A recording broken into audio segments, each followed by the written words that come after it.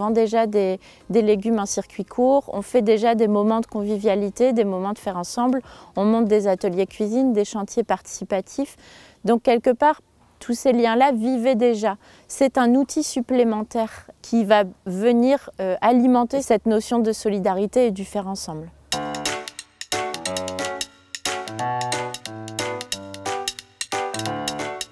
On a des besoins au niveau de la profession agricole, notamment des petits maraîchers diversifiés qui ont des écarts de tri, c'est-à-dire des carottes ou des betteraves qui vont être biscornues ou abîmées, ou des surplus de production, de pouvoir avoir un petit outil de transformation qui est situé sur leur territoire, qui n'est pas trop loin, et qui leur permettent de pouvoir transformer un petit volume de légumes. Lorsqu'on parle de produits qui sont pas bien calibrés, qui sont pas très jolis, qui sont hors circuit, eh ben, soit ça part dans du don, soit ça part parfois au compost et c'est très peu valorisé. Alors que pour ces légumes-là, l'agriculteur, il a passé le même temps de travail. Et voilà. Et nous, ça nous semblait important de les valoriser aussi à un juste prix.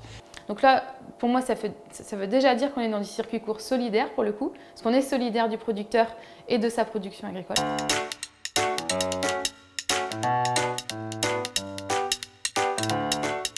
Alors, le projet Catalyseur, il nous a apporté quelque chose de super. C'est vraiment le lien avec le local et avec le monde des épiceries solidaires et le monde du social. On va pouvoir accueillir au sein du Food Lab des bénévoles ou des gens qui auront envie ou des gens qui seront orientés par les acteurs sociaux pour pouvoir cuisiner avec nous.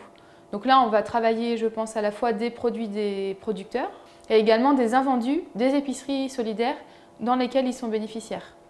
En fait, la vision qu'on a du bénéficiaire, c'est plutôt dans une co-construction. Par exemple, on monte des ateliers pour co-construire avec eux la gamme. Il s'agit de faire des produits qui donneront du plaisir aux gens. L'objectif, c'est aussi que les gens puissent retrouver du sens dans ce qu'ils sont et surtout dans ce qu'ils savent faire. Parce que tout le monde sait faire quelque chose, notamment dans l'alimentation. Et du coup, on a cet enjeu-là de pouvoir montrer que les gens sont en capacité de faire et de transmettre des choses et qu'ils ont des savoirs et des connaissances qu'ils peuvent aussi transmettre. C'est aussi un outil à disposition des habitants. Par exemple, s'ils ont un jardin et qu'ils ont des surplus de production dans leur jardin, et bien, le week-end, ils pourront se réunir entre voisins pour pouvoir faire des conserves de ce qu'ils auront produit dans leur jardin. On a envie aussi de développer cette notion de mixité des publics.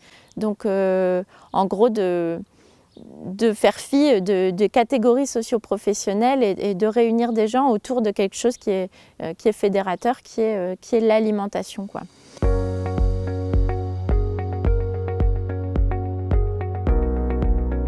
Aujourd'hui, on accueille des gens en insertion sur la partie maraîchage.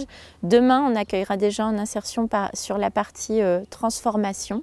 Ce dont on ne veut pas, c'est avoir une main-d'œuvre qui serait entre guillemets bon marché. On souhaite vraiment qu'il y ait une utilité sociale et que le Food Lab solidaire soit un outil au service d'un projet professionnel porté par des personnes en situation d'insertion. Et donc l'enjeu, c'est de pouvoir professionnaliser et former des personnes justement à l'utilisation d'un outil agroalimentaire pour qu'ils puissent ensuite retourner dans le monde du travail dans des industries agroalimentaires locales.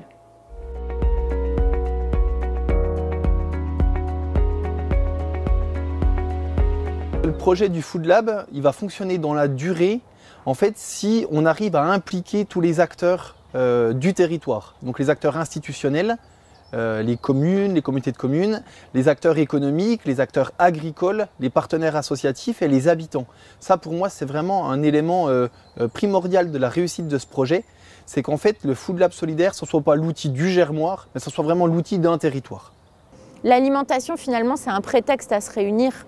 Il y a une visée écologique, bien évidemment, il y a une visée en termes de santé, il y a une visée en termes de bien-être et de lien social, mais il y a aussi une grosse visée en termes de développement du territoire. Donc c'est là où les collectivités sont fortement intéressées aussi par des outils comme ça. Donc si on veut développer des sociétés qui fonctionnent mieux ensemble et qui œuvrent pour développer quelque chose de plus grand que soi et développer un modèle qui soit plus résilient, je pense que ce qu'on développe, c'est une petite pierre parmi d'autres, une petite pierre qui peut aider à développer ça.